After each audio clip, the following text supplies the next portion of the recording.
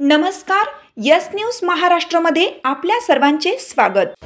सर्वांना क्रांतिकारी जय भीम। आज आपण जाहीर निषेध मोर्चा आयोजित केलेला आहे ऐरोली विभागाच्या वतीने। तर या निषेध सभेमध्ये मी एवढंच बोलणार आहे।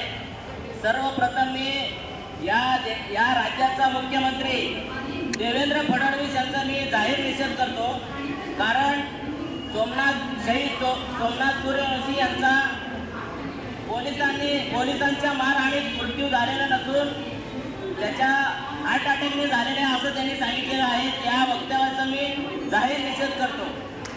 आणि देशाचे जो प्रमुख पदापैकी गृहमंत्री हा पद भूषवलेला तडीपार गृहमंत्री आहे अमित शहा, या अमित शहाचा मी तीव्र शब्दात निषेध करतो।